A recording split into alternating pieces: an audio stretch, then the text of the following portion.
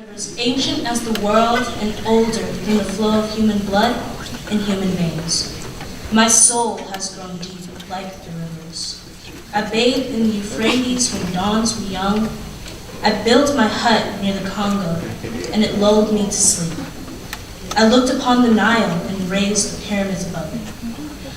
Old man rivers, old man rivers. I heard the singing of the Mississippi when Abe Lincoln went down to New Orleans, and I've seen its muddy bosom turn all golden in the sunset. I've known rivers, ancient, dusky rivers. My soul has grown deep, like the rivers.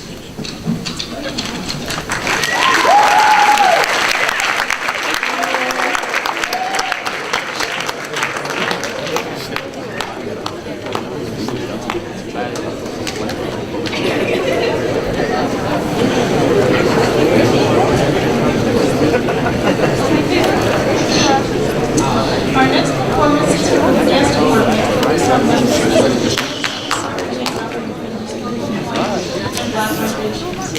During the early 20th century, many black people fled the oppressive and brutal conditions of rural South for the opportunities of city life. Memphis became either home or was the first point for folks traveling to cities such as St. Louis, Chicago, New York, Detroit, and points west. Along with their belongings, hopes, and dreams, black folks came up on Highway 61, brought their music, the blues, which continues to define the cultural landscape of Memphis and America to the world.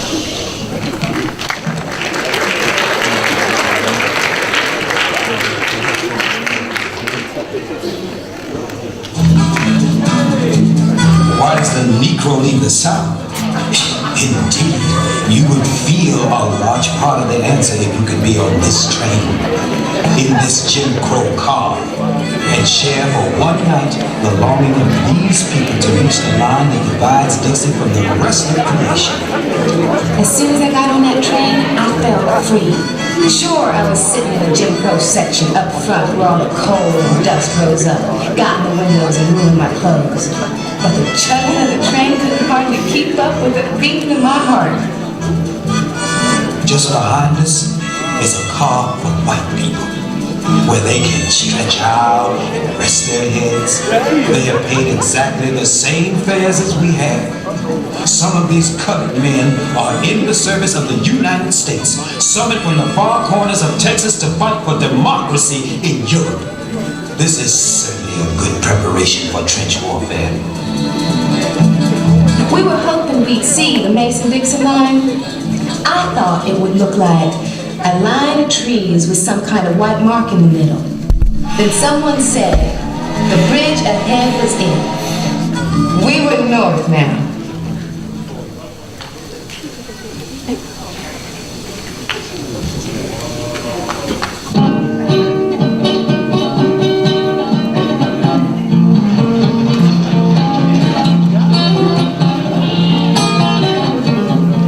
In Chicago, there were no signs that said colored folks on one side, white folks on the other.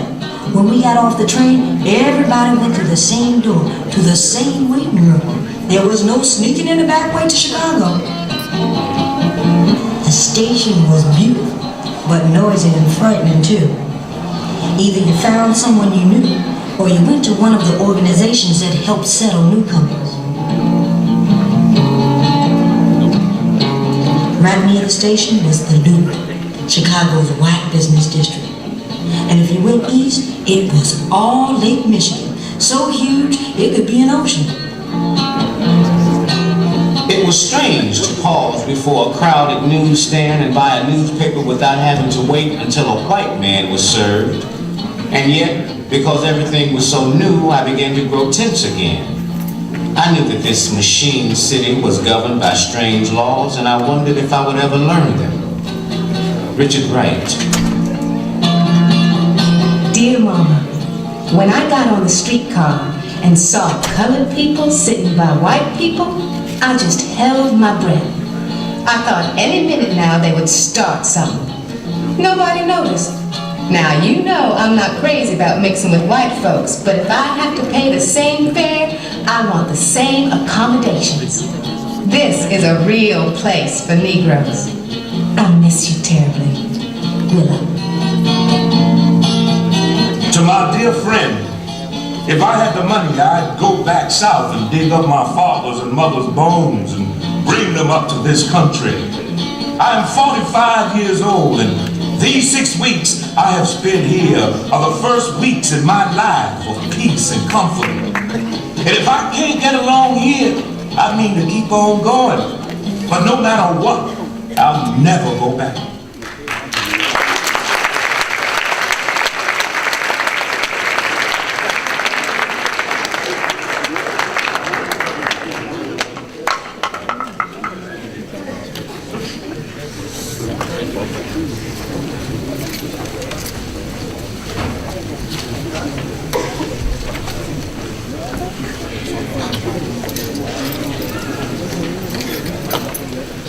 Coming down the international runway with those Memphis Blues, Miss Command Performance herself, Dinah Shore.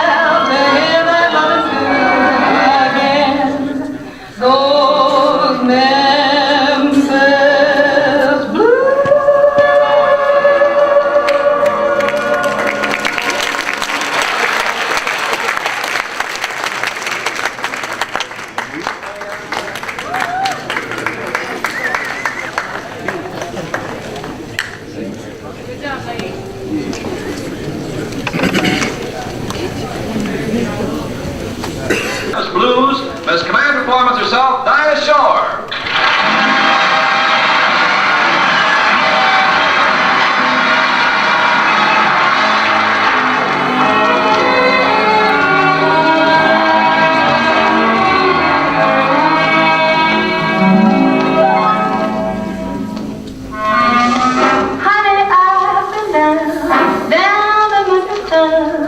Where the people smile on you all the while.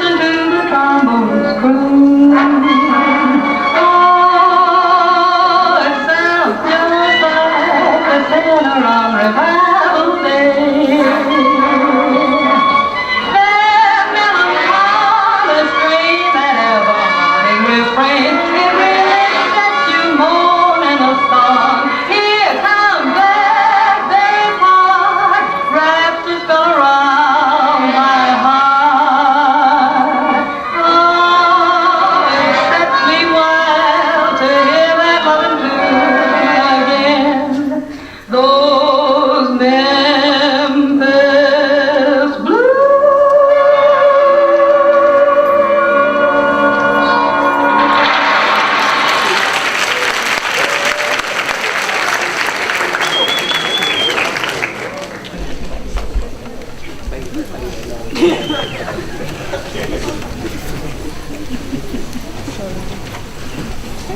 give it.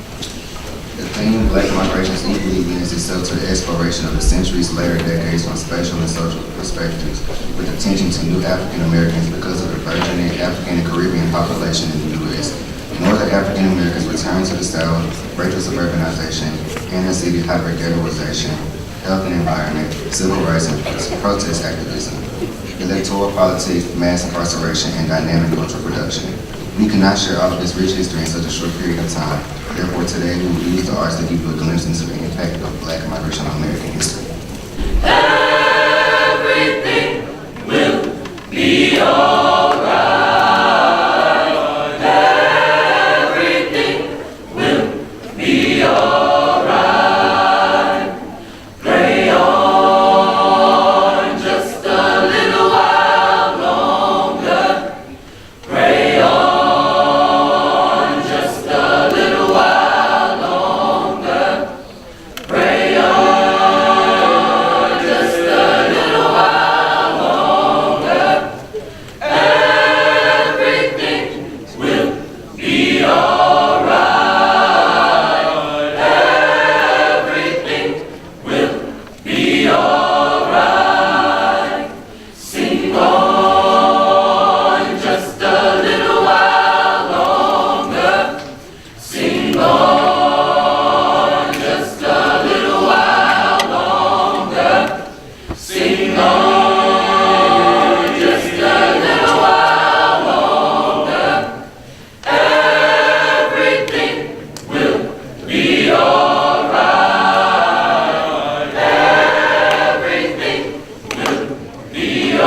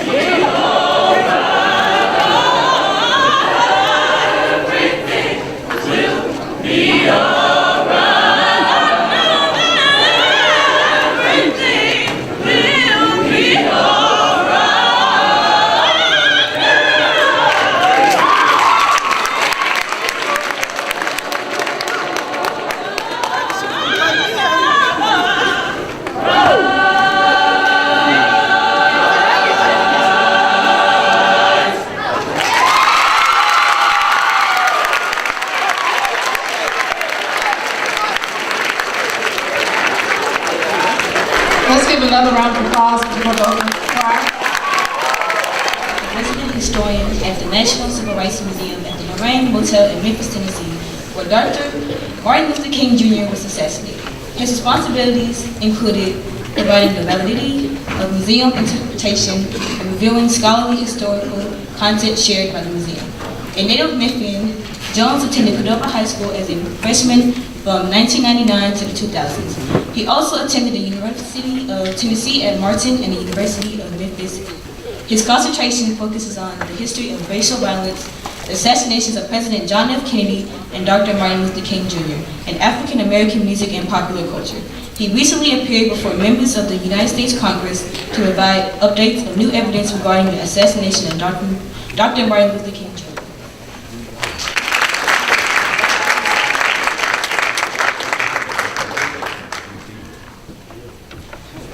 Good morning, everyone. Feels kind of awkward being back. This is my first time back at CHS since May 2000. So I have a soft spot for Wolfpack in my heart. I remember attending this program as a freshman, and I remember sitting in the audience just like a lot of you. And before we had iPhones and Androids and iPods, I had a Discman, and I was so concerned with listening to the new Jay-Z album and really wasn't taking in what program was being provided. For me, history beginnings with my family. We're talking about the history of the Black migration, Both sides of my family, my maternal and maternal side, were affected by that. Everyone's aware of a case involving a 14-year-old youth from Mississippi that was lynched, right? What was his name? Emmett Till, right? Well, the day that the two men that were arrested for kidnapping and later murdering him, my grandfather attended that trial. My grandfather was a sharecropper in a little bitty town in the Mississippi Delta. And because he was a black sharecropper, him attending that trial was seen as an act of defiance. And so his landowner went to his family, and my father was probably about 3 or 4 years old at this time. And he said that if you don't get out of town, I can't control what may or may happen to you, your wife, and your small 4 children. And so they had to pack up later that night and travel up Highway 61. And that's how my father arrived here in Memphis. Fast forward some 50 years later, I'm at my grandmother's house going through magazines, and I come across that battered photograph of Emmett Till. And I saw the photograph of him before he was killed, sitting next to his mother, and I saw a little bit of myself. After I left Cordova, I transferred and went to Houston, and I was in the minority there significantly, and so I saw myself being in the same situations that Emmett Till once was. And since I didn't grow and become the next Steph Curry, I decided that I wanted to talk about history. I could, but I'm not gonna lie, I could. I played for Cordova, by the way. Anyway, I decided that I wanted to tell the stories of those that gave their life and the sacrifice and the courage so that we here today can have programs like this. We're celebrating Black History Month on February, but Black history is American history. Black history is 12 months a year. So don't let just one particular month give acknowledgement to a culture and to a heritage, to a proud culture and heritage of people who were once kings and queens on their native land, who did not volunteer to come to this country on their own. Black History Month is more than just protests, demonstrations, and marches. It's about a culture of people who, as we just saw these young people do, a culture of type of dance, a culture of type of music, a culture of type of song, art. There have been so many more that have come before us, and what we can know today is that you yourselves can carry on that torch, because I'm a living symbol of that. Reading about Emmett Till, I had the opportunity to meet with his mother right before she passed away. And as an intern at the University of Tennessee at Martin, it was research that I was able to conduct that went to the FBI to reopen the case. As some of you may know, the woman that he whistled at in 1955 is still alive. She's 83 years old.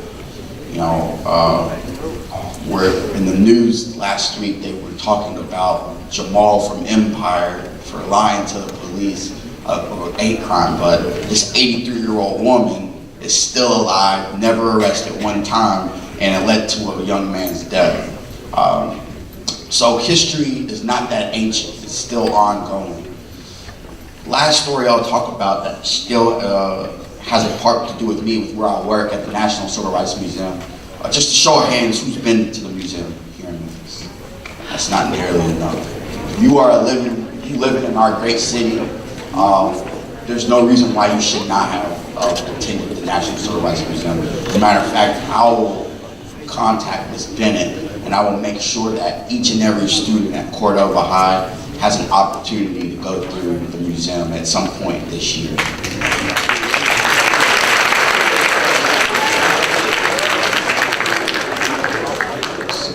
So still on my grandparents' side, my mother, my grandfather, my dad, and his mother. We know why Martin Luther King Jr., we know that he was killed here at the Lorraine Motel, a prominent African-American hotel in the city of Memphis, which was owned by African-Americans. This was unheard of during the period of the 1950s and 1960s. Earlier this week, we saw the movie Green Book win an Oscar for Best Picture. and the Lorraine Motel itself was featured in the Green Book for over 15 years. Martin Luther King Jr. was here because men who were sanitation workers were receiving little under $1 an hour. And Dr. King felt that while civil rights may have been won, human rights still was suffering. What's the point of integrating a lunch counter and sitting there because you're African American, but you don't have the opportunity to buy a cheeseburger or a cup of coffee because you can't get a decent working wage? This is why he came to Memphis. And so on the night of Wednesday, April the 3rd, 1968, it was tornado warnings going on in the city. My dad was 12 years old. He had just turned 12. And my grandmother really wanted to go and see Martin Luther King Jr. speak. And she said something to my grandfather that night. She said, you know, who knows? We don't come here to stay. This may be my only chance to get to listen to Dr. King speak. And so reluctantly, my grandfather and my grandmother go drive downtown to the Mason Temple. And at first they're a little disappointed because Martin Luther King Jr. wasn't there. He was back at the Lorraine Motel suffering from laryngitis. But once he was told that there were 2,000 people that had come in the inclement weather to hear him speak, he rushed over. And he said something to the crowd that night that he hadn't said in any of his other profound speeches, even in his most iconic speech, the I Have a Dream speech. He looked out and he said, like anyone, I would like to live a long life. Longevity has its place. But I'm not concerned about that now because I've been to the mountaintop and I've looked over and I've seen the promised land. I may not get there with you, but I want you to know tonight that we as a people will get to the promised land. So tonight I'm not worried, I'm not fearing any man. Mine eyes have seen the glory of the coming of the Lord. My grandmother's words were extremely eerie, but they rang true because just the very next day, getting ready to go and eat dinner, Dr. King was shot by an assassin's bullet. Someone who was afraid of peace, justice, and equality. Someone who was afraid of change. So as I conclude here today, remind yourselves of where you've been in order to know where you're going. This history, Dr. King being shot and killed in our great city, only happened 51 years ago. We still have so much more to accomplish and achieve in our societies, and you are the ones that'll have to do it. So thank you, Ms. Bennett, for having me, and congratulations. Break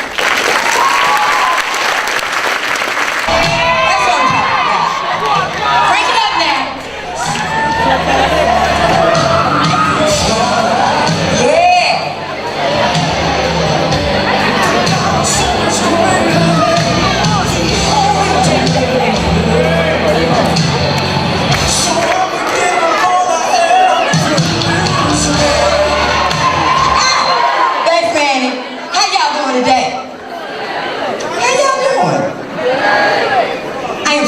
Be here. Young lady, thank you so much for that introduction. Ms. Bennett, thank you for having me.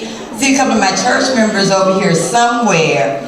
Thank y'all for having me to spend just a little bit of time with you all this afternoon. The Cordova Choir is always wonderful. I love you guys. They came and visited with me down at the courthouse this past Christmas season, and y'all got a heck of a choir. Y'all need to give it up for y'all's choir.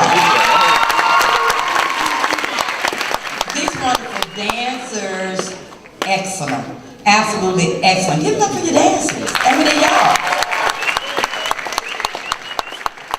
You know what? We're dealing with Black History Month, and we're dealing with the history of and the theme of Black History Month, which is the Black Migration, the Great Black Migration. And I know y'all have already, studied that quite a bit, so I'm going to go through these slides until I get to the one that I really like, because you already know. And this is just like a refresher of the Great Migration, and then how 6 million African Americans moved from Mississippi to Memphis, from Memphis to Chicago, to Philadelphia, St. Louis. Next slide. People were moving, next slide, keep moving for me. People were getting to other areas by bus, by train, walking, horses, whichever way that people could get from oppression, that's what they were doing. Next slide. These are families. These are probably some of your families. You probably come from a family that has mom, dad, grandma, grandpa, sisters, and brothers. Next slide. You probably come from the nuclear family, which is all sorts of different kinds of families. A dad and a dad, a mom and a mom. You know, all kinds of families. The Great Migration is all about family. And you know why it's all about family? It's all about family because people wanted to better themselves. Better themselves so that they could provide better for their children, for their families. Next slide. Stop right there. This is my mama and them. This is my mama and my daddy. There are 10 kids in my family. Now, my dad worked at Roadway, a trucking company. Y'all probably a little bit too young to remember about Roadway, but some of us older folk remember about Roadway. A big company in town that really just had trucks all over the road. They were bought out, but I don't know what they're called now. But my dad worked at Roadway for 40 years before he retired.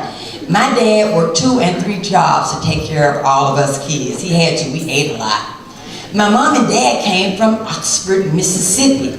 Now in Mississippi, you know, times were a little hard and a little tough for black folk. So mom and dad came to Memphis. Now, there are 8 of my sisters and brothers in this picture. I'm gonna tell y'all a little something.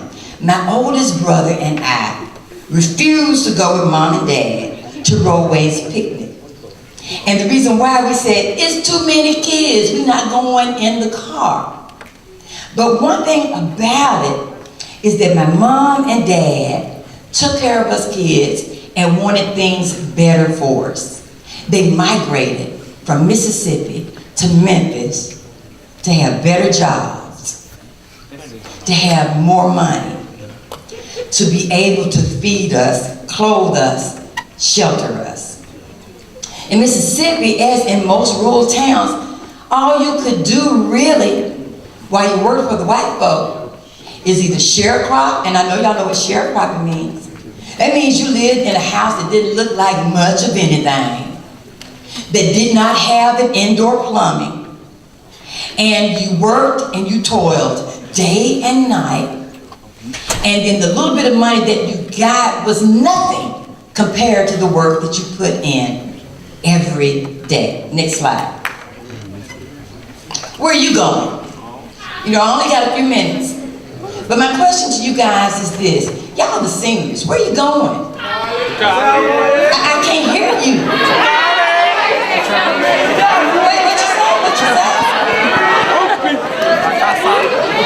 Wonderful. Wonderful. It's good to hear that you have a goal, you have a plan. You know what you want to do, and you know where you are going. Because guess what? You too have a migration. You too have a migration.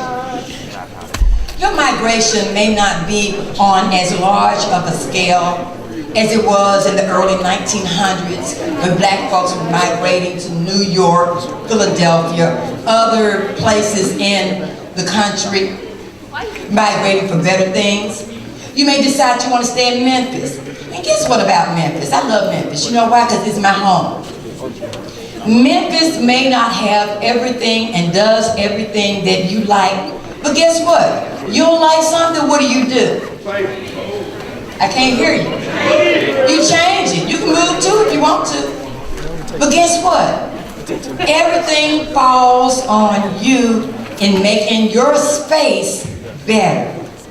Where are you going? What you gonna do? How are you gonna make things better? When you migrate from high school to college, or if you migrate from high school to a job, or if you migrate from high school to a trade school, or whatever you decide to do with your life, the bottom line, the question begins, where are you going? Where are you going with your life? What kind of person are you going to be? What kind of contribution are you going to make for the little space that you got in this world? I love that you guys are so organized and respectful and diligent in what you do. Right about now, it probably isn't always like this. You know, y'all love life. You love doing things, you love your friends, you love your family. You may not always love school, but you made it this far. Where are you going? Are you trying to get to college and do well in college so that you can, hit that next slide, I think my next slide comes up. So then you can answer the question, what do I want? Don't be the type of person that says, I don't know. Ever. Always have a plan. Migrate to be the best that you can be. You know, we talk about the great Black migration, and it has its wonderful place in our history. But when you sum up, where am I going? What am I going to do? Then what's your place in history? Do me a favor for a second, you guys. Just look around. Just look around you just a little bit at the people that are next to you. The friends. And the reason why I asked you to do that is because once you leave this place and you graduated, a lot of these people you will never see again. Listen, y'all. And you know, y'all, I heard somebody say amen and joking and stuff, but let me tell you something. At 18 and 19 and 20, life is wonderful. But when you get to be 30, 40, 50, 60, I'm 61. I'm fine as wine.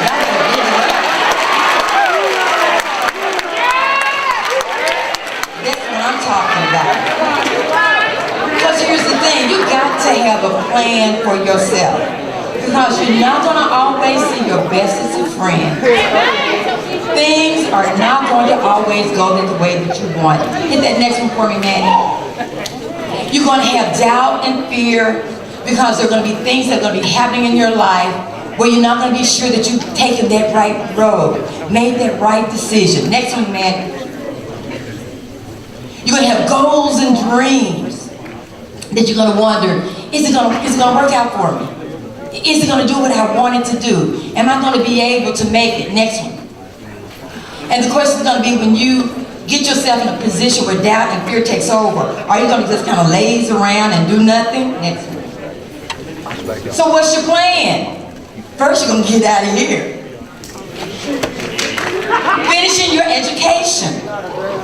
Getting a job. Because guess what? Mom and dad ain't going to take care of you always. You ain't gonna always be able to sleep at your friend's house for just a few days, a few weeks. You want to get a job, start a successful business, have some nice material things, maybe have a family, travel, save some money, and anything else that you want. But as you make your migration, and I have to use that word because you're migrating to something great yourself. You want to make sure you're doing all that you can do to be the best that you can be. Now, while you may not see all of these folks, and then, you know, we have every, 10 or 20 years, we have these class reunions. And your class reunions, everybody wants to go in and show yourself off how great you still look, how much money you got, nice suits, nice clothes, and things like that. You can't do all of that in 10 years, 20 years, 15 years, 50 years, if you don't have a great plan in place. I'm not saying that everything has to be perfect, because it's not going to be. It's not going to always be perfect. Nothing is perfect. But the question is, you got to start. And if you fail, the success is getting back up again. Hit that next one for me. Are you going to be the best at picking up cans? Get a whole bunch of cans? Next one. Are you going to be laying around mom and dad in them house trying to figure out what's my next thing to do? Next one. Are you going to be standing in line trying to find the next best job because you're going from job to job? Next one. Are you going to be standing in the unemployment line because you can't keep a job because you just don't know what to do and how to do it? Next one. Or are you going to be standing in the line trying to find food? Next one. Are you going to be on the corner somewhere begging for money? Next one. How to get what you want? Can y'all say this with me? Start at the top. Dream it. Plan it. Do it. Say it again. Dream it. Plan it. Do it.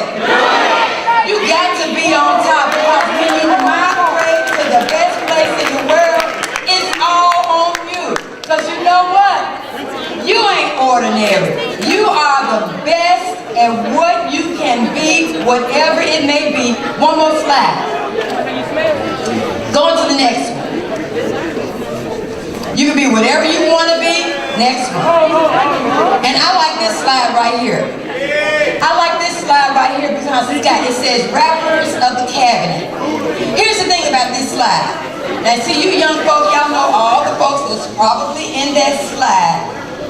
But the thing about it is, if you look at these guys and these ladies that's in the slide, they are all individuals who are making money, they're doing what they wanted to do, and they are business people. They not playing anything cheap. Next slide. You can get in the legal profession, you can be on the Supreme Court, you can be in a courtroom, if that's what you decide that you want to do. Next one. You can do computers, you can be some of our responders, you can be in the military, you can be in construction. Next slide. Now somebody said, when I pulled this slide up one time, they said, don't nobody want to work at McDonald's. Guess what? When you go to McDonald's, is somebody handling your food, getting your order right? It's a different job. There is honor in every job, in every profession. There is honor in it. Whatever you decide to do, you just got to make sure that you're doing the best that you can. Miss Benny, tell me, wrap it up. Next one. Next one. Now, I'm at the end of my road. Let me tell y'all something. It's been a pleasure, and as I'm looking out at your faces, my prayer is that each and every one of you succeed, not just 100%, but 150%. Take care of you, my best to you, and you, are y'all kitty cats or y'all wolves?